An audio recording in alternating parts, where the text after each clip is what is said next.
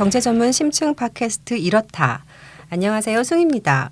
2회 연속 번외편을 방송할까 해요. 그래서 오늘은 스페인 기본소득 네트워크 대표이자 바르셀로나 대학에 있는 다니엘 라벤토스 교수를 모셨어요. 지난 시간 독일에 이어서 이번엔 스페인 정말 미치겠어요. 자꾸 일이 커져요. 네, 그리고 라벤토스 교수님과 함께 말씀을 나누기 위해서 저희 연구소 정치경제연구소 대안의 안효상 부소장님 나오셨고요. 통역을 위해서 최이슬기 선생님도 나와주셨습니다. 인사 한번 해주시겠어요? 예, 안녕하세요. 안효상입니다. 예, 안녕하세요. 저는 통역을 맡은 최이슬기라고 합니다. 교수님도 인사를. Hola. Encantado de estar con vosotros y gracias por la invitación. 이렇게 초대해 주셔서 감사하고 여러분들과 함께 이 자리를 갖게 되어서 굉장히 영광입니다. 와, 정말 상투적인 인사 말씀을. Tu saludo fue muy típico. muy típico. 네, 라벤토스 교수님은 이번에 저희 연구소 대안에 초청으로 오셨고요. 어저께 그러니까 6월 3일 조세개혁과 기본소득이라는 주제로 열린 심포지엄에서 스페인의 조세개혁 방안과 그리고 기본소득 도입 방향에 대해서 발표를 해주셨습니다. 그 전날은 기본소득 한국 네트워크가 주최한 강연회에서 공화주의와 기본소득에 대해 말씀해 주셨기도 했는데요. 성황리에 맞췄다는 훈훈한 이야기가 들려오더라고요. 네, 그 정도면 성황리에 맞췄고 어쨌든 그 기본소득이 요즘에 핫한 주제입니다. 네, 그러게요. 저도 갑자기 뭐 라디오에서 불러서 네. 인터뷰를 하자고 하고 그리고 오늘도 보니까 국민투표 때문에 네네, 또 맞아요. 모 방송에서 이제 거기 스위스에 계시는 한국분과 전화로 인터뷰한 것도 제가 그 포털에서 봤는데 어쨌든 뜨거운 주제고 그래서 관심들이 많이 있고 그러다 보니까 구체적으로 어떻게 실현해야 하는가 이런 데에 대한 관심도 많아진 것 같습니다. 그래서 오늘 이 자리도 좀 더 많은 분들이 그러니까 심포지움이나 강연에 못 오신 분들을 위해서 좀 얘기를 나눠볼까 합니다. 저희 뜬금없는 질문 하나 해도 돼요? 공화주의가 뭐예요? 예, 공화주의는 모든 시민이 타인의 부당한 간섭이나 지배를 받지 않고 자유롭고 평등하게 살아가는 그런 정치 공동체 그리고 그런 정치 공동체를 지향하는 어떤 뭐 이상이라고 할 수 있고 나중에 라벤토스 교수가 말씀해 주시겠지만 인류가 가지고 있는 정치 이념 중에 가장 오래된 것 중에 하나입니다. 2300년 이상 된 거니까요. 고대 뭐 그리스 로마에서부터 연원하는 거죠. 근데 저만 몰랐을까? 저희가 지금 민주공화국에 살고 있지 않습니까? 대한민국은 민주공화국이다. 그렇군요. 오늘 부소장님 질문자로 나오셨잖아요. 예, 저는 질문자로 나왔습니다. 네네. 어떤 질문을 하실 건가요? 예, 뭐 미리 준비를 했고 혹시 이제 통역하시는 분과 다니엘 라벤토스 교수를 위해서 미리 질문을 드렸으니까 원만하게 진행될 거라고 기대하면서 질문을 어쨌든 해보도록 하겠습니다. 네, 미리 짠 게 좀 저번 주에는 짠 게 하나도 없어서 정말 힘들었거든요. 네, 그러면 질문 제가 첫 번째로 드릴 질문은 기본소득이라는 아이디어가 사실 많은 사람들에게 특히 한국에서는 여전히 낯선 개념인데요. 그랬을 때 뭐 태어났을 때부터 기본소득 아는 사람은 아무도 없었을 테고 열렬한 어쨌든 기본소득 지지자인 라벤토스 교수께서 이 아이디어를 처음 어떻게 접하게 됐고 그래서 어떤 반응을 보여서 오늘날까지 오게 됐는지 이게 어쨌든 첫 번째 질문입니다. Vamos a empezar la entrevista. La primera pregunta es Bueno, pues en mi caso todo nació. 제가 처음 기본소득에 관심을 가지게 된 것은 86년에 쓰여진 반파레스와 로베르 반데르빈의 논문을 88, 9년쯤에 어떻게 우연히 읽게 되었습니다. 그때 거기서 처음으로 기본소득의 개념에 대해서 접하게 됐고 굉장히 그것이 오리지널한 제안이다라는 것에 좀 충격을 받기도 했고 처음에는 좀 이렇게 부담스럽게 느껴지기도 했지만 점점 그것에 또 매력을 그만큼 끌리기도 했습니다. 그래서 당시에도 저와 항상 어떤 종류의 새로운 의견을 나누곤 했던 친구들 어떤 학문적 동료들이나 사회 활동을 하는 운동가들, 활동가들과 함께 그 의견을 나누고 뭐 저 스스로도 그것을 이해하기 위해 점점 더 공부를 하면서 기본소득의 의미와 어떤 가능성에 대해서 점점 더 빠져들게 됐습니다.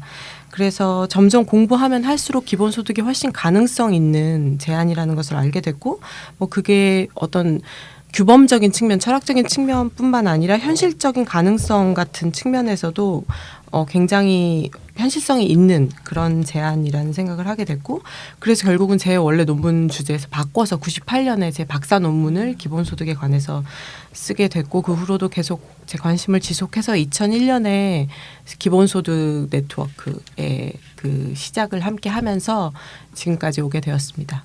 No, solamente añadir una cosa, que no os preocupéis porque en Corea sea muy... 한 가지 더 약간 더 해서 제가 해드리고 싶은 말은 한국에서 기본소득이 그렇게 낯설고 아직까지 너무나 이렇게 좀 생소한 개념이라고 해도 너무 걱정하지 마셨으면 좋겠는 게 되게 제가 본 많은 나라에서 그런 상황에서 정말 빠르게 이 기본소득이 알려지고 되게 상황이 정치적인 상황이 급변하면서 또 그 입지가 너무 변하는 걸 많이 봐왔기 때문에 특히 최근에 그런 점에서는 어떤 좀 희망, 가능성 같은 것을 가지고 있었으면 좋겠습니다. 예, 뭐 저희도 아주 걱정을 하는 건 아니고요. 그러니까 뭐 한국 상황을 말씀드리면 한국은 2006년 정도의 기본소득이라는 아이디어가 들어온 것으로 기억합니다. 10년 됐네요. 예, 그리고 기본 그 스페인 네트워크가 2001년에 만들어졌는데 한국 기본소득 한국 네트워크는 2009년에 만들어져서 오늘날까지 이어지고 있고 뭐 상황의 변화에 따라서 말씀하신 것처럼 좀 더 그 확산되고 현실적인 의제로 떠오를 거라고 생각합니다. 두 번째 질문. 예. 다음 질문은 좀 전에 말씀드린 것처럼 사실 이게 기본소득이 굉장히 뜨거운 쟁점이 됐어요. 그렇죠. 특히 유럽이 그렇고 아까 뭐 모두에 말씀드린 것처럼 스위스는 내일 국민투표도 하고 뭐 핀란드 같은 곳은 기본소득을 실시하기 위한 이제 실험을 준비 중에 있고 그렇습니다. 이렇게 기본소득이 뜨거운 주제나 쟁점이 된 어떤 배경 이런 것에 대해서 어떻게 생각하시는지 말씀을 좀 듣고 싶습니다. Okay, la segunda pregunta es como ahora está de moda. Yo creo que la renta básica si se pone más o menos de moda. 예, 유럽에서 기본소득이 유행이라고도 할 수 있을 것이고 사실은 뭐 현재 매일같이 언론에서 기본소득에 관한 기사가 나오고 있는 상황인데요. 그 배경을 얘기하자면 어떤 부자가 아닌 거의 대부분의 인구들이 삶의 환경이 엄청나게 저하되는 삶의 질과 그런 상황이 저하되는 그런 상황 때문에라고는 간단하게는 얘기할 수 있고요. 좀 더 얘기하자면 2008년에 경제 위기를 들 수도 있는데 사실 그것보다는 그 경제 위기를 해결하겠답시고 나온 어떤 유럽 전체에 불어닥친 긴축 정책 그것이 가장 큰 원인이라고 생각이 됩니다. 그래서 뭐 편안하게 이해하기 위해서 스페인 왕국의 예를 들면요. 뭐 공식적 빈곤이 20%를 상회하고 실업률이 이것도 공식적 수치가 25%를 넘어서고 젊은 사람들이 특히 젊은 사람들의 실업률이 50%가 넘어서고 있는 그런 상황이거든요. 거의 진짜 수치만으로 볼 때 이런 말도 안 되는 상황들이 장기적으로는 정말 어떤 악영향을 줄지를 생각해 보면 굉장히 이렇게 심각한 문제인데요. 그래서 기본소득은 어떤 이런 유럽의 뭐 경제 위기와 그것에 대한 이런 실효 없는 정책들이 국민들 거기 살고 있는 사람들의 삶을 심각하게 침해하고 있고 기본권을 침해하고 있는 것에 대한 어떤 즉각적으로 효과를 나타낼 수 있는 하나의 방안이라고 생각을 합니다. 그래서 그런 삶과 그 노동 조건을 바꿀 수 있는 그런 정책이라고 생각합니다. 스페인이 한국보다 상황이 어쨌든 더 심각하군요. 물론 이제 한국도 심각한데 공식적으로 잡히는 거가 별로 적은 것처럼 나오고 그다음에 아직 그런 심각한 문제에 대해서 해결하고자 하는 힘들이 좀 흩어져 있기 때문에 좀 덜한 것 같은데 더 나아지면 좋겠지만 나아지지 않는다면 기본소득과 같은 것에서 새로운 방향을 찾아야 할 필요가 있을 것 같습니다. 다음 질문은 아까 숭이님께서 공화주의가 뭐냐라고 뜬금없이 질문하신 것과 관련이 있습니다. 이 주제는 이제 그저께 있었던 강연의 주제이기도 한데요. 누구나 공감하겠지만 새로운 사상이나 새로운 제안은 사람들에게 그게 정당한 거다. 그게 올바른 거다라는 것을 인정받아야 하는 거고 그래서 기본소득도 마찬가지라고 생각합니다. 특히 라벤토스 교수는 그것을 이른바 이제 공화주의의 관점에서 설명하고 계신데 그날 강연에 참석하지 못했던 이 팟캐스트 청취자들을 위해서 이 부분을 다시 한번 좀 설명해 주셨으면 좋겠습니다. Ha hecho una pequeña introducción sobre pensamiento republicano sobre la renta básica, pero Bueno, esto es difícil de explicarlo en pocas palabras, pero voy a intentar. 기본소득의 정당성을 이야기하기 위한 공화주의에 관한 얘기가 그렇게 짧게 얘기하기가 쉬운 주제는 아니지만 한번 이렇게 짧게 설명하도록 노력해 보겠습니다. 우선 공화주의적 자유 개념을 제가 얘기하는데 뭐 앞서 말씀하셨듯이 굉장히 오래된 역사, 2300년의 역사를 지니고 있는 개념입니다. 공화주의가. 사람들이 쉽게 생각하기에 자유는 자유주의적 자유를 가장 많이 생각하는데 역사적으로 자유주의는 사실 2세기밖에 되지 않은 개념이고 많은 사람들이 그거를 좀 더 착각하고 있다고 해도 그런 개념이고요. 그래서 기본적으로 가장 핵심적인 공화주의적 자유의 개념은 물질적 생존 기반이 보장되지 않으면 그 누구도 자유롭지 않다. 그러니까 자유로우려면 물질적 생존 기반이 보장되어야 한다. 이것을 기본으로 하는 것이 공화주의적 자유의 개념입니다. 그래서 역사적으로는 두 갈래로 나뉘고 있습니다. 과두제적 공화주의와 민주주의적 공화제로 나뉘는데요. 근데 과두제적은 뭐 단어 그 자체가 말하고 있듯이 물질적 생존 기반을 가진 사람들이 누구냐? 바로 부자들이다. 그리고 다른 사람들은 그 부자들에게 의존해야지만 살아남을 수 있다. 그럼 그 사람들이 어떻게 자유롭다고 할 수 있겠는가? 그러므로 그 과두제적 공화주의적 자유는 가진 자들에게만 우리들만 나누는 그런 자유 개념이고요. 민주주의적 자유는 그 반대로 그 물질적 생존 기반이 보장되어야지만 가질 수 있는 그 자유를 모든 사람에게 확대해야 한다. 모든 인간이 그 자유를 가져야 한다. 그것이 바로 그 민주주의적 자유 개념이고요. 그래서 공화주의자에게 있어서 사실 자유는 평등이 있어야만이 성립할 수 있는 그런 개념이라고 생각하고요. 그래서 뭐 현재 상황을 생각해 보자면 뭐 다국적 기업이나 거대 자본들이 그런 삶을 되게 파괴하고 있는 일반 사람들이 자유로울 수 없는 그런 상황이잖아요. 그래서 21세기 상황에서 어떤 그런 문제들을 해결하기 위해서 가장 어떻게 보면은 힘이 있는 그런 이론이 이 공화주의적 자유 개념이 아닐까 그렇게 생각합니다. 그래서 그 후에 뭐 다른 기술적인 문제 혹은 그것의 뭐 적용 방안 이런 거에 대해서는 좀 더 얘기를 할 수 있을 것 같습니다. 근데 저 궁금한 거 있는데요. 네. 제가 팟캐스트에서 무식과 무지를 담당하고 있기 때문에 굉장히 단순한 질문인데 또 우리나라에서 기본소득을 얘기하면 가장 먼저 부딪히는 게 어떻게 일하지 않는데 돈을 주냐라는 거거든요.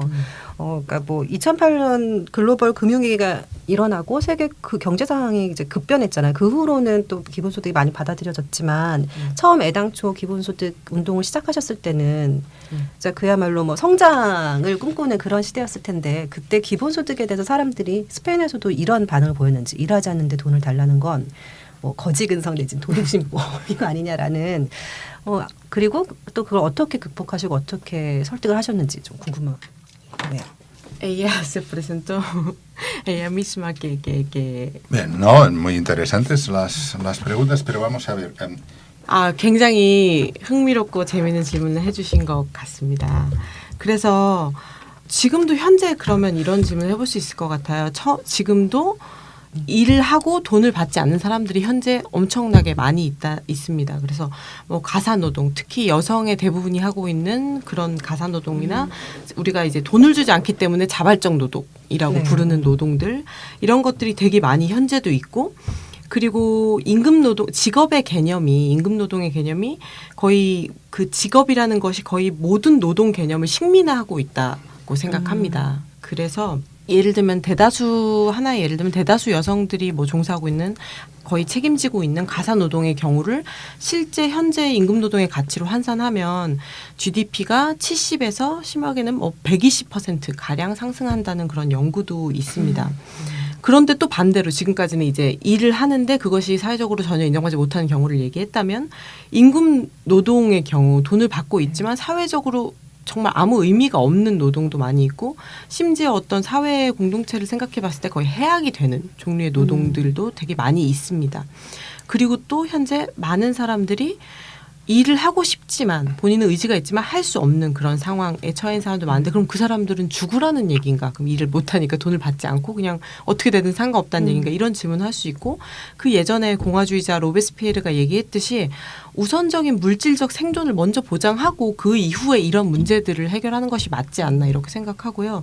이거를 저는 생각할 때 선거권과 비슷하게 생각합니다. 선거권을 주어질 때 뭐 너네가 잘했으니까 이러니까 이런저런 조건으로 선거를 당연히 선거권을 줘야 되냐, 투표권을 가져야 하냐 이렇게 생각하지 지금은 않지 않습니까? 그래서 어떤 정당화가 필요한 것이 아니라 어떻게 그런 식으로 뭐 부여되는 것이 아니라 당연하게 가지고 있어야 하는 권리로서 어떤 물질적 생존권 보장되어야 하는 그런 거라고 생각하고요.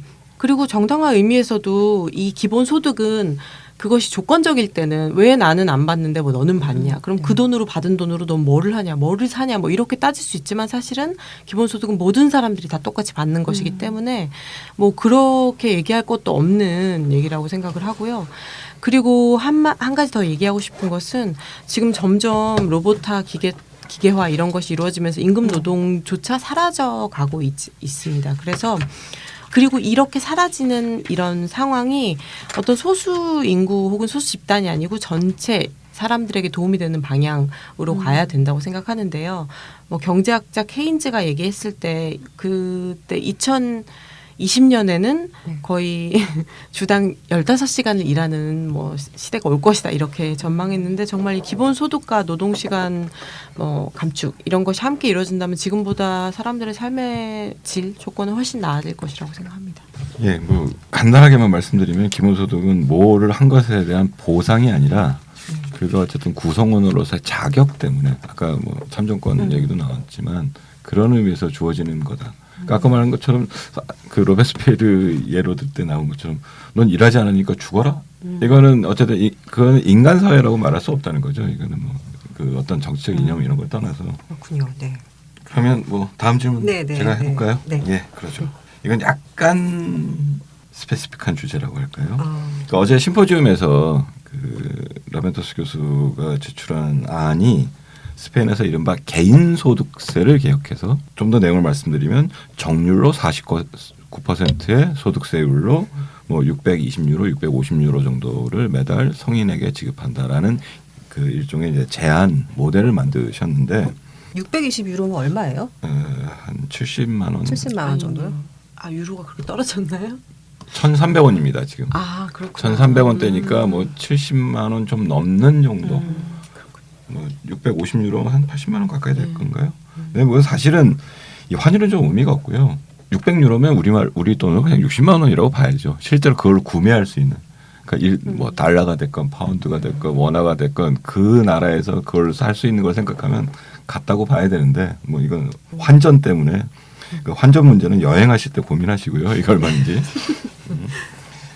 그래서 근데 이제 이건 개인 소득세만 갖고 했는데 오늘날 사실 문제가 되는 것은 거대 자본과 대기업 이런 건데 그런 부분에 대해서 과세하는 또 다른 어떤 그 세원 마련을 위한 조세 개혁 방안은 그 생각하고 있지 않으신지 그 부분에 대해서는 어떻게 생각하신지 알고 싶습니다. Ha quitado la pregunta de por qué no es progresivo porque es como muy repetitivo. Entonces la pregunta sería Bueno, nuestro proyecto de financiación 저희가 저희 연구에서 미시적 추정 모델로 해가지고 이런 결과 개인 소득세를 단일세율로 49% 한다 이렇게 뽑아낸 거는 사실은 정치적인 이유가 아니고 기술적인 이유 때문이었고요. 저희가 사용 가능했던 재정연구소에서 얻은 실제 사람들이 자신이 신고한 그 실제 신고서, 개인 신고서를 200만 샘플을 구할 수 있었기 때문에 그걸 표본으로 되게 굉장히 많은 걸 할 수 있었고 그 경우에 사람들이 너네 뭐 추정하는 거 아니냐 뭐 다 이렇게 할 수 없는 굉장히 명확한 증거가 표본이 됐기 때문에 그걸로 이제 연구를 하는 과정에서 개인소득세 한정해서 재정을 할 수 있다. 그것만으로도 할 수 있다는 걸 보여주기 위해서 그렇게 했던 것이고요. 당연히 이제 거대자본 문제 이런 건 또 굉장히 다른 그것만의 또 문제가 있고 법인세 같은 것에 국한시켜서 얘기하자면 현재 이제 준비하고 있는 책이 있습니다. 그래서 뭐 언제 나올지는 잘 모르겠어요. 왜냐하면 저자가 3명 공동저자라 저를 포함해서 그래서 거기서 이제 이때까지 출판된 것 중에 가장 아마 자세하게 그 좀 더 이제 기본소득의 여러 가지 문제, 재정 문제에 대해서 다룰 것인데요. 그 중에 하나 챕터 그 한 장을 통째로 이제 추가적 재정 지원 방안, 개인 소득세를 제외한 그런 연구를 이렇게 가능성을 점검해 봤는데요.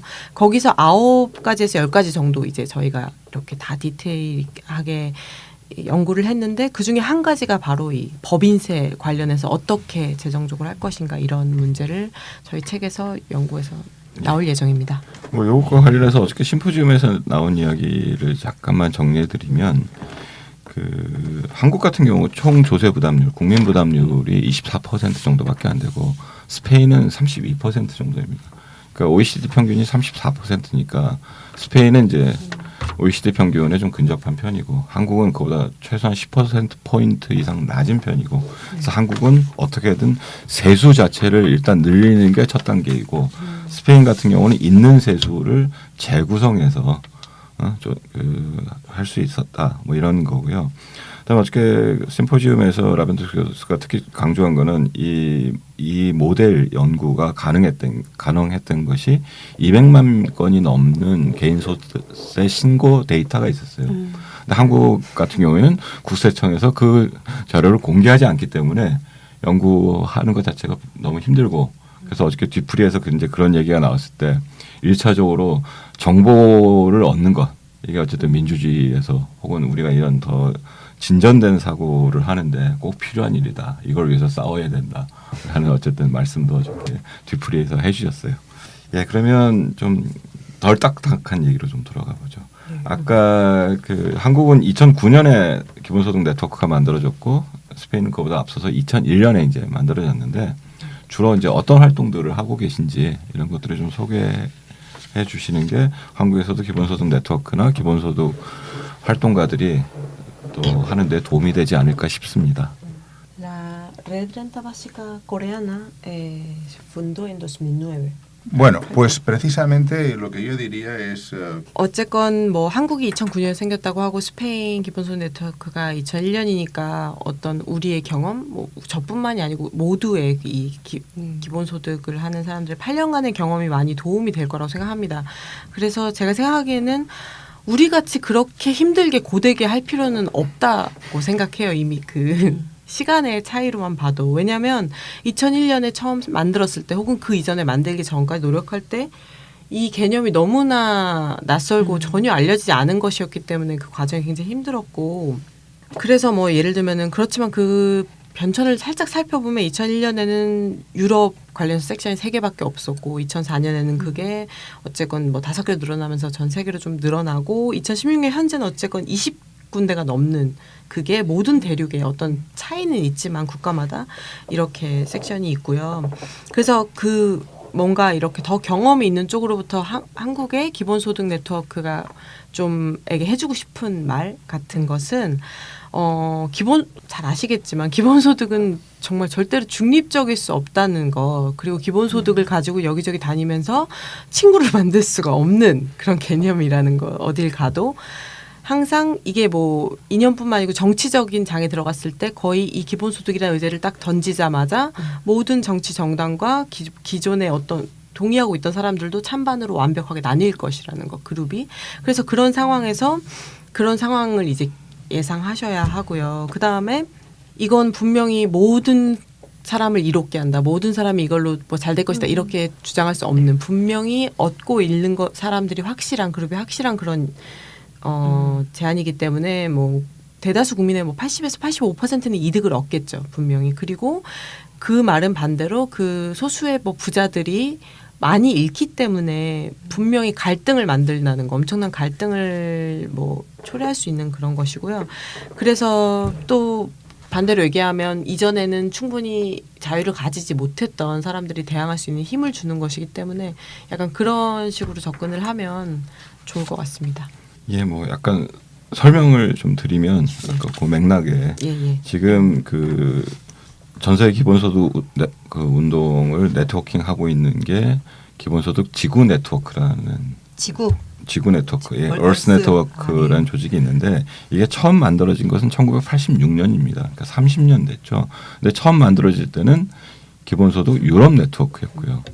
좀 아까 말씀하셨을 때 2004년에 기본소득 지구 네트워크로 이름을 변경해서 오고 오늘 아까 말씀하신 것처럼 20개가 넘는 그 각국 혹은 지역 그 지부가 그 지구 네트워크에 가입해 있고요.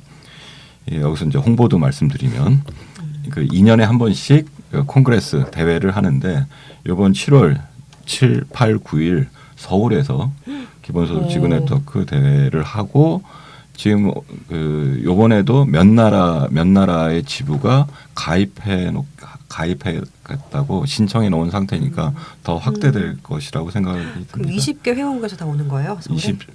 뭐 개별적으로 오는 건데 뭐 모든 나라에서 올 수 있는지는 이제 또 이 먼 나라라서 돈이 세우니까 사람마다 다르겠지만 뭐 대부분 이제 참석을 하죠. 예.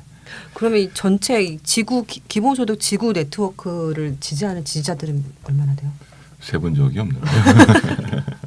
근데 아까 그 뭐 어저께나 이런 데서 그 말씀하셨을 때 최근에 예를 들면 뭐 그 유럽에서의 설문조사 아니면 뭐 그 전에 카탈루냐, 그러니까 바르셀로나가 있는 카탈루냐 지역에서의 뭐 설문조사 보면 그냥 설문조사를 좀 더 내용 있게 그냥 찬반만 묻는 것이 아니라 이렇게 이 기본소득이 뭐고 어떤 변화가 있을 거다 이런 식의 내용을 포함한 설문조사를 할 경우에 보통 응답자의 60% 이상이 찬성을 한다고 합니다. 그러니까 기본소득에 대한 지지가 최근에 굉장히 많이 늘어난 거고 뭐 그 배경은 뭐 앞에서도 이제 말씀해 주신 바가 있죠. 예, 다음으로 좀 할 얘기는 이제 먼 나라에서 오셨기 때문에 그 좀 기본소득 말고 스페인에 대한 어쨌든 설명을 좀 드릴까 하는데 사실 이제 스페인 하면 기본소득보다 그 최근에 한국에서 이제 포데모스라는 신생 정당이 등장한 것도 큰일이고 작년 12월에 있었던 총선에서 제3당이 된 것도 큰일이고 그런데 지금 이게 정부가 구성이 못 돼서 그 다수당이 못 나왔기 때문에 연립정부 협상에서 어쨌든 실패해서 또 6월에 곧 있으면 다시 총선이 열려야 되는 형편인데 그래서 이제 두 가지 질문이죠. 하나는 포데모스라는 신생 정당이 어쨌든 스페인에서 등장해서 자리 잡은 뭐 배경과 이유. 또 하나는 이건 뭐 총선 결과는 작두를 타야 되는 문제이긴 하지만 그래도 그 나름 전망 같은 거를 스페인 내부에서는 하고 있을 테니 그런 거에 대한 소개를 좀 해주셨으면 합니다. Ahora, la situación política del Reino de España. Vamos a ver. Podemos nace. 우선 기본적으로 앞에서 계속 얘기했듯이 뭐 유럽 전체 불어닥친 경제 정책, 뭐 긴축 정책의 어떤 끔찍한 결과 그것에도 얘기할 수 있지만 기본적으로 이제 포데모스라는 정당이 등장해서 이렇게까지 성공하기까지 그 배경은 두 가지를 얘기할 수 있는데요. 우선은 그것에 추동이 된 두 가지 운동은 우리가 낀세에메라고 얘기하는 한국말로 뭐라고 얘기하죠? 5월 15일 운동이라고 하나요? 5월 15일 운동 혹은 15M 뭐 이렇게 얘기하나요? 15M. 네. 낀 스페인어로 똑같이 하면 이제 15M 운동이라고 하는 5월 15일 운동 그 엄청나게 분노한 사람들 이 광장에 나와서 이제 시위를 시작했던 그 운동과 함께 그리고 카탈루냐와 등등의 이 독립 자치권 그러니까 정확히 말하면은 이제 스페인어로 아우토데테르미나시온 하면은 그게 이제 민족 자결권 이런 식으로 해당되는 그런 것이죠. 그런 어떤 자기결정권, 자치권 운동 이 두 가지가 합쳐서 이 두 가지 운동이 함께 이제 78년 체제라고 부르는 그 스페인에서 이 78년 체제가 민주화 그 이전 시기, 그러니까 이행 시기라고 볼 수 있는데. 이제 독재자 프랑코가 죽고 그 다음에 그 이행되는 그 시기의 체제를 굉장히 흔들기 시작하는 그런 배경이 있었고요. 거기에다 이제 더해서 엄청난 부패, 어떤 정부와 이런 것의 부패, 그 다음에 뭐 왕정과 정치권에 대한 극심한 불신과 혐오. 너무 이제 더 이상은 이제 안 되겠다 하는 그런 것이 있었고 그리고 예를 들면 왕정을 얘기하자면 그 현재 국왕의 아버지죠. 그 현재 국왕의 전 국왕 후안칼로스 국왕은 심지어 이제 프랑코가 임명한 사람이 그렇게 오래까지 이제 민주 단계에서도 그렇게 계속 왕을 하고 있었고 그래서 그런 상황에서 이제 포데모스가 이런 뭐 15M 운동과 뭐 카탈루냐 독립운동 이런 것과 이런 모든 정치적 상황의 변화의 열방 이런 거를 다 받고 물론 이건 굉장히 일반적인 얘기 디테일한 건 아니고 그래서 이런 것을 다 안고 굉장히 이것을 정당으로 잘 구현해냈기 때문에 엄청난 지지를 얻을 수 있었고요. 그래서 현재 어쨌건 이제 앞으로 다가올 선거 설명하신 건 다가올 선거에서 포데모스가 가지고 나온 공약은 어쨌건 다른 정당과 비교가 안 될 정도로 엄청나게 진보적인 가장 진보적인 그런 입장을 취하고 있고요. 그리고 이 자기결정권, 자치권, 카탈루니아 자치권과 다른 뭐 바스크 지방이나 이런 데 자치권을 지지하는 입장입니다. 공식적으로. 그래서 이제 되게 재밌는 결과가 엄청 이 선거가 굉장히 중요할 것 같은데요. 왜 재밌냐면 현재도 이제 설문조사를 해보면 여전히 1위는 이제 빼빼라고 하는 그 국민당, 보수당이죠. 국민당이 현재도 1위를 하는데요. 이제 2위가 포데모스입니다. 설문조사 2위가 포데모스와 그 이스케르다 우니다, 그러니까 좌파연합 정당이라고 할 수 있는 그 좌파연합 정당과 포데모스가 합친 그 정당이 2위고요. 3당이 이제 사회당 빼소에거든요.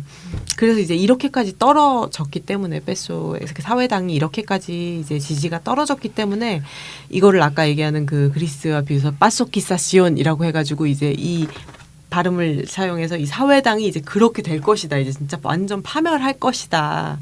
라는 전망을 내고 있는데 그래서 이제 총 보면 지금 1위가 국민당, 2위가 포데모스와 좌파연합, 3위가 사회당이고 이 네 번째가 카탈루니아 바스크 그 독립을 지지하는 자치 정당들이거든요. 그래서 만약에 이 6월 선거의 결과로 이 현재 2, 4위인 포데모스와 좌파연합과 이 자치연합이 손을 잡으면 이 1, 3인 기본 양당을 이길 수가 있는 결과가 나올 거라고 사람들이 전망을 하는 건데요. 그렇다면 어쨌건 이 기본 국민당과 사회당은 긴축을 지지하고 그리고 자치 그 주의 독립을 완전히 반대한 자치권을 반대하는 78년 체제를 대표하는 양당이 무너지고 이제 나머지 신생 그 독립을 지지하는 정당과 포데모스가 이제 완전히 정치적으로 더 많은 그 의석을 가질 수 있는 그런 선거가 될 수 있는 것이기 때문에 너무나 이제 흥미롭게 지켜보고 있습니다.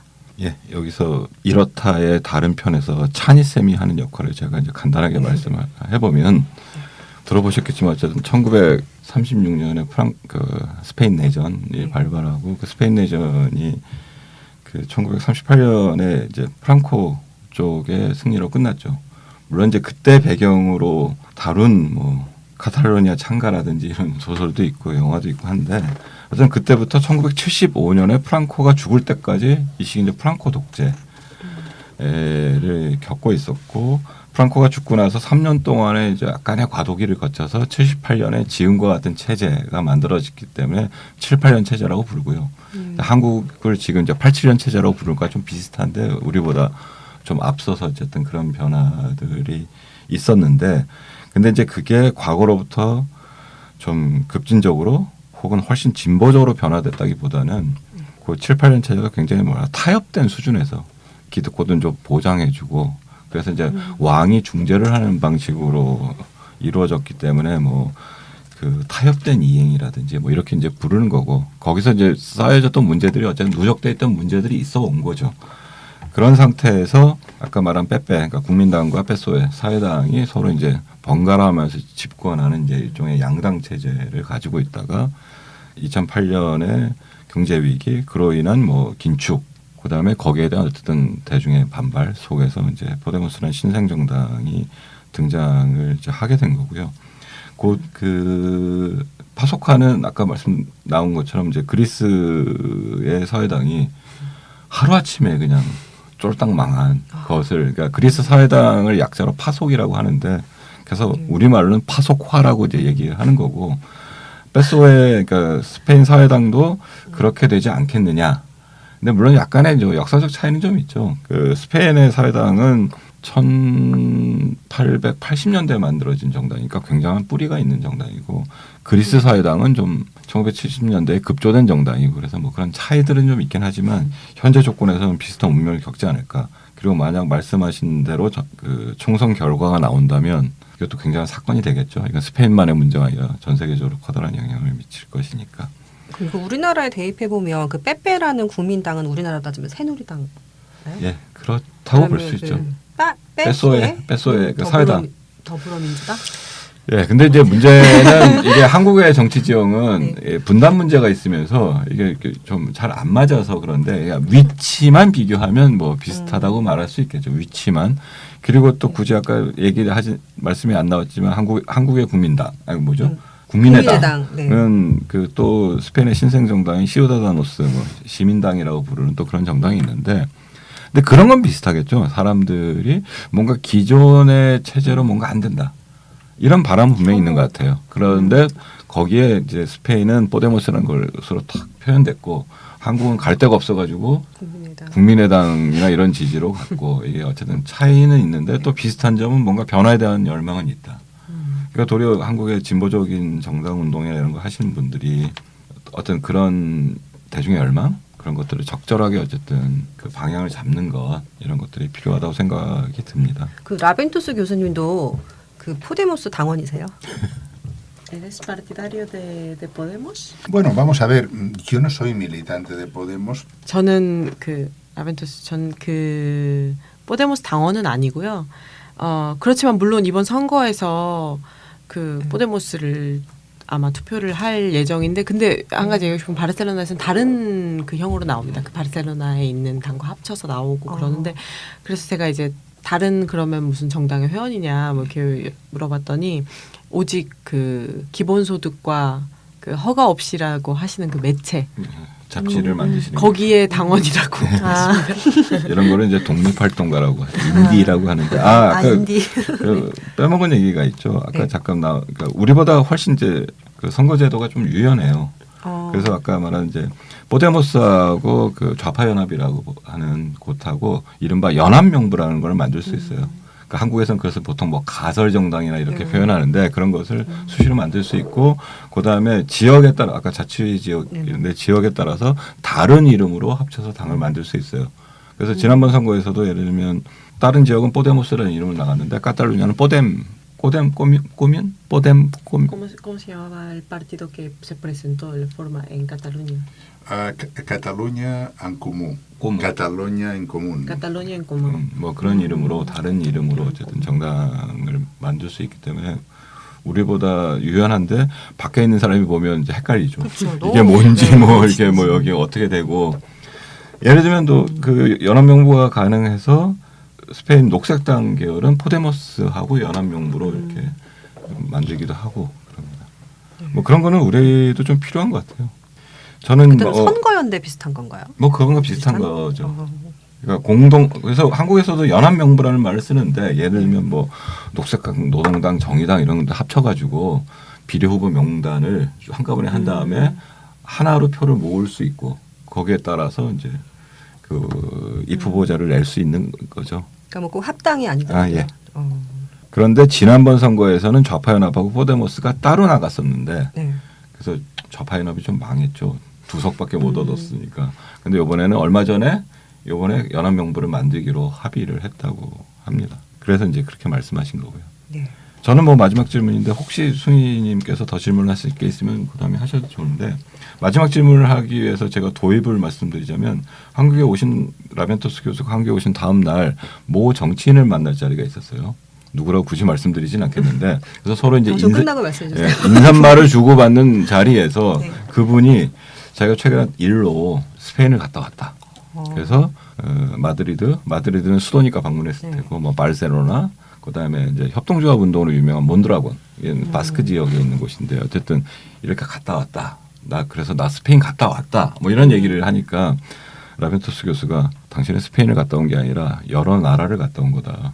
그러니까 그만큼의 어쨌든 이 독립성이라는 게 굉장히 강하고 민족이 다양해요? 민족이 다양할 뿐만 아니라 실제로 왜냐하면 바스크는 바스크어가 따로 있고 카탈루냐도 카탈루냐 언어가 따로 있고 그다음에 우리보다 현재 수준에서도 훨씬 높은 자치권을 가지고 있는데 뭐 최종적으로 독립을 완전히 할 건지 뭐 그 스코틀랜드 국민투표처럼 아니면 스페인 왕국 내부에서 좀 더 많은 자율성을 누릴 건지는 결정되지 않았지만 어쨌든 그런 차이가 있고 그러니까 우리가 생각하는 지방자치보다 훨씬 더 이제 크죠. 그래서 이제 그 마지막 질문은 뭐 카탈루냐에 대해서 좀 말씀해 주셨으면 좋겠다. 스페인 내에서 카탈루냐의 위치 그다음에 한국에 왔을 때부터 제가 몇 번 물어보긴 했지만 사실 까다로운 질문인 독립의 문제가 어떤 전망을 가지고 있는지 뭐 이런 겁니다.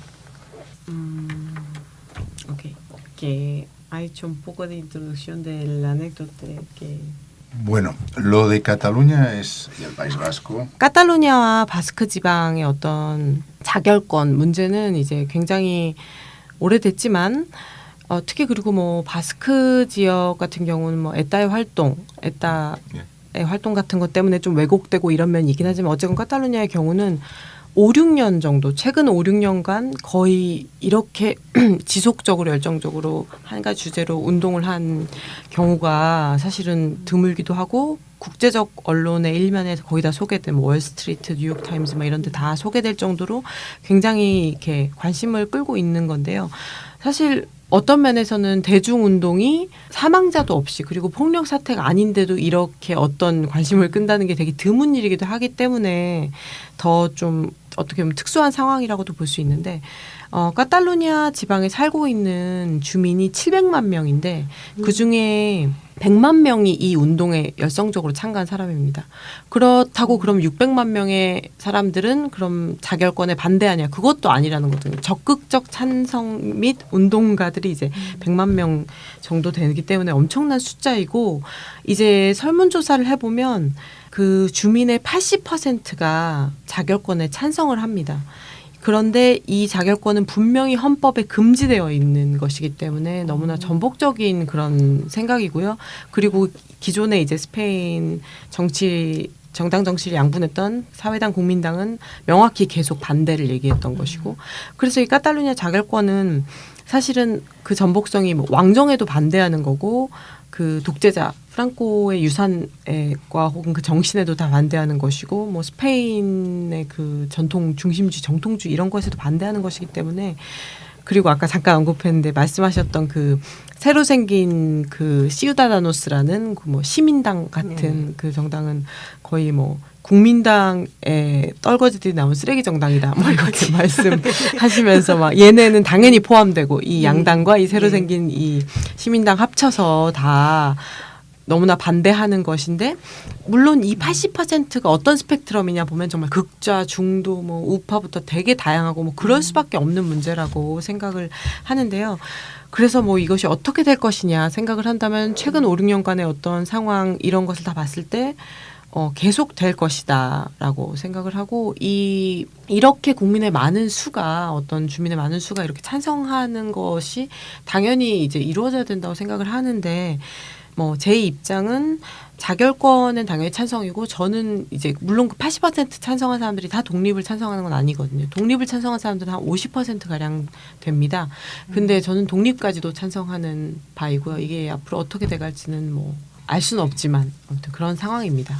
그 뭐 아까 그 바스크 에따는 바스크 뭐 독립당 정도로 번역, 바스크 민족당 이 정도로 번역할 수 있을 텐데 그거는 그 과거에 영국의 아일랜드 공화군처럼 테러 활동을 했어서 이게 스페인 내에서는 굉장히 큰 거고 카탈루냐의 독립운동 마저 뭐 그렇게 이루어지지 않았는데 어쨌든 지금 스페인 헌법 자체는 스페인은 그 자치를 허용함에도 불구하고 스페인 왕국을 분리 불가한 분의 하나의 민족이다 이렇게 규정을 하고 있거든요. 그러니까 당연히 독립하는 것은 헌법에 위배되는 이제 행위죠. 그리고 그것과 관련해서 그렇지만 바스크하고 그 카탈루냐 그다음에 갈리시아 이런 거는 역사적 지역이라고 불러서 좀 더 열면 독립성을 가지고 있는 곳이라고 봐요. 그 스페인 내에서도. 그리고 민주주의로 이행 이후에 이 지역들은 특히 그 자치를 더 먼저 빠른 속도로 이제 확대해 가겠다 뭐 이런 약속들이 있었는데 근데 이게 잘 지켜지지 않는 어떤 상태이고 뭐 경제적 위기라든지 아니면 78년 체제에 대한 불만 이런 것들이 겹쳐지면서 2011년부터 그 카탈루냐에서 지금 자결권 운동 혹은 뭐 독립 운동 이런 게 더 활발하게 벌어지고 있고 이게 말한 이제 사회적 양극화 문제하고 어쨌든 중첩돼서 오늘날 스페인 정치 상황을 규정하고 있는 일이라고 봅니다. 그러니까 라벤투스 교수께서는 카탈루냐 독립까지를 원하시는 뭐 이런 거고 물론 그거는 이제 왕정과 공화국 사이에 또 이 대립이란 문제로도 볼 수 있겠죠. 저 궁금한 게 있는데요. 그 한국에서는 얼마 전 총선에서 2개의 진보 정당이 주요 정책으로 기본소득을 내걸었었거든요. 근데 이제 조금 아까 교수님께서는 난 정당에 소속되지 있지 않고 기본소득 운동에 이제 몰두하신다 이렇게 말씀하셨잖아요. 그럼 포데모스 같은 정당이 기본소득을 정책으로 내건 적이 있나? 그리고 이 기본소득 운동이 정당 활동이랑 어떻게 결합되어 있는지 그런 걸 좀 여쭤봤으면 좋겠어요. 중요한 질문이네요. En Corea, hace poco en las elecciones. Pero vamos a ver, hay varios partidos que 우선 한 가지 강조하고 싶은 것은 이제 제가 나는 어떤 정당도 아니고 기본소득에만 뭐 당원이다 이렇게 얘기한 게 제가 뭐 정당 정치에 관심이 없다는 말은 아니고요. 어쨌건 현재 우리가 주장하는 우리 네트워크가 주장하는 거와 같이 무조건적인 현금 지원 모든 국민에게 이것을 받아들이고 있는 정당은 몇 군데 있습니다. 근데 다 뭐 빌두라는 정당은 바스크 독립 좌파 정당이고 아노바라는 정당은 갈리시아의 독립 좌파 정당이고 그다음에 에코라는 정당은 환경주의자들이고 그리고 스페인 전반적인 그런 정당이고 그다음에 녹색당도 약간은 그렇게 하는 경향이 있고요. 근데 하지만 이 녹색당보다도 기본적으로 이 지역, 이 자치권에 있는 이 좌파 정당들이 가장 강력하게 이렇게 기본소득을 공약으로 받아들이고 있는데 포데모스의 경우는 처음에 등장했을 때 그 가장 센세이션을 일으켰을 때 유럽 그 의회 선거에서 기본소득을 공약으로 전면에 내세워서 되게 좋은 결과를 거뒀는데 작년과 그리고 이번에 앞으로 다가올 선거 2015년 16년에는 그거를 그 기본소득 공약을 버리고 기존에 계속 해오던 그 조건부 현금 뭐 지원 그 최저소득 보장이라고 부르는 게 있어요. 빈곤한 사람들에게만 하는 그거를 다시 도입했습니다. 그거를 뭐 도입한 이유는 경제 고문들이 그렇게 하라고 조언을 했고 많은 걸 들어서 그렇게 한 거라고 생각하는데 근데 굉장히 이제 전 당연히 그 부정적인데요. 왜냐하면 그것에 대한 굉장히 어떤 명확한 예가 있습니다. 이게 되게 흥미로운 사례인데요. 바스크 지역이 스페인 전체, 스페인 왕국의 모든 자치구 다 전체 포함해서 가장 그 지금 포데모스에서 얘기하는 이 조건부 그리고 뭐 하위 계층, 소득 하위 계층 그 지원 보장 제도가 가장 잘 되어 있습니다. 그러니까 그 바스크 내에서도 전체적으로 독립하는 게 아니고 바스크 내에 뭐 작은 자치구를 쪼개서 하고 있는 현재 실정인데요. 그래서 그렇게 가장 훌륭하다고 평가되는 객관적으로 그런 조건부 지원을 한 지가 25년이 되었습니다. 그래서 이 25년 동안의 연륜과 가장 좋은 조건으로 해온 이 바스크 지방이 현재 지금 또 연구가 나오고 있고 바스크 정부가 스스로 이제 인정하기를 이제 실패했다. 그리고 굉장히 많은 문제가 있다. 이렇게 한 상황인데요. 근데 바로 포데모스가 도입해서 하려고 하는 정책이 바스크에서 25년 하고 가장 좋다고 하는데도 실패한 바로 그 정책인데 그거를 도입해서 한다고 하면 당연히 뭐 문제가 있을 거라고 생각하고 정당들은 이렇게 약간 머뭇거리고 있지만 사회운동 차원에서는 엄청나게 많은 요구와 점점 더 이 기본소득에 대한 이해와 요구가 거세지고 있기 때문에 뭐 누구든 배우려고만 하는 마음과 눈과 머리만 있다면 편견만 버린다면 저는 기본소득은 점점 더 어떤 흥할 것이라고 전망하고 있습니다. 굉장히 긴 시간 됐는데 뭐 아쉽지만 유라시아 대륙의 저쪽 끝과 이쪽 끝에서 어쨌든 만난 사람들이 기본소득이라는 이 시대의 쟁점을 놓고 어쨌든 말씀을 나누었습니다. que nos despedimos. 마무리 해주시죠, 승희님. 네, 스페인 기본소득 네트워크 대표이사 네, 그리고 바르셀로나 대학에 계시는 다니엘 라벤토스 교수님을 모시고 이제 이야기를 나눠봤어요. 2회 연속 외국에서 오신 그 귀한 손님을 모시고 번외편을 진행했는데 진땀 나네요. 저 외국어를 전혀 못하기 때문에. 네, 다음 시간부터는 다시 이제 원래대로 이렇다 멤버들이 다시 또 진행을 하게 되겠고요. 오늘 처음 뵌 분들 그리고 가끔 뵈는 분과 함께 진행을 했습니다. 나와주셔서 정말 감사하고요. 마무리 인사 한마디씩 해주시면 좋겠어요. 정치경제연구소 대한 같이 하고 있는데 이렇다는 처음. 제 일이 아니라고 생각해서 그런지 그래서 저는 나중에 기회가 되면 저렇다를 한번 만들어야 되지 않을까 이런 생각이 들긴 하지만 어쨌든 그 다니엘 라벤토스 교수와 함께 하는 이런 기회가 생겨서 매우 기쁘게 생각하고요. 종종 이런 일이 있으면 어쨌든 또 나오도록 하겠습니다. 예, 고맙습니다. 라벤토스 예? 교수님 마지막으로 인사 한 말씀. ¿Qué? para despedir un Aquí, hombre, el comentario que me gustaría hacer, y lo digo de todo corazón, es que Hyo-sang 제가 하고 싶은 말은 뭐 효상과 그리고 이렇게 제가 며칠 동안 한국에서 했던 그런 컨퍼런스 이런 게 다 굉장히 성공적으로 잘 된 것 같아서 기쁘고요. 그리고 무엇보다도 뭐 7월에 열리는 그 기본소득 지구 네트워크의 콩그레스가 굉장히 잘 돼서 그걸 계기로 한국에 기본소득이 더 알려지고 그리고 하시는 일들이 다 잘 됐으면 더 잘 알려졌으면 좋겠고 며칠간이지만 한국에 있으면서 제가 뭐 궁금한 걸 물어보고 듣고 이렇게 이야기 나누고 하면서 점점 한국 상황에도 기본소득이 굉장히 잘 맞는 그리고 많은 것을 이렇게 할 수 있는 그런 제안이 아닐까 이렇게 생각이 들었습니다. 이렇게 초청해 주셔서 감사하고요. 뭐 굉장히 행운과 막 이런 잘 되시기를 빌면서 인사를 마칩니다. 감사합니다. 그러니까 제가 옆에서 지켜보니까 이 통역이 정말 힘든 것 같아요. 그 다 들어야 되는 거잖아요. 그래서 그냥 단어만 해석하는 게 아니라 그 최희슬기 선생님도 마지막으로 인사 한 말씀 예. 해주시면. 이렇게 또 통역에게 소감 묻는 건 처음인 것 같아요. 항상 이렇게 다른 사람의 네. 입을 빌어서 했는데 저도 이제 제가 그 심포지움 통역회 컨퍼런스 다 같이 했는데 하면서 뭐 당연히 이게 일 자체 성격 그렇다 보니까 굉장히 기본소득과 막 공화주의 이런 거에 대해서 되게 많이 배워서 즐거웠고 그리고 굉장히 재밌었어요. 물론 어렵고 제가 뭐 모자란 부분도 많고 뭐 경제 같은 거는 여러 분들이 도움을 주시긴 했지만 아무튼 굉장히 즐거웠고 이번 기회에 이렇다도 열심히 들어보겠습니다. 제가 감사합니다. 앞으로 더 감사합니다. 네, 굉장히 유쾌하고 활발하고 활기찬 분위기였던 것 같아요. 네, 오늘의 방송 여기까지 하고요. 네, 다음 주에 다시 뵙겠습니다. 안녕히 계세요.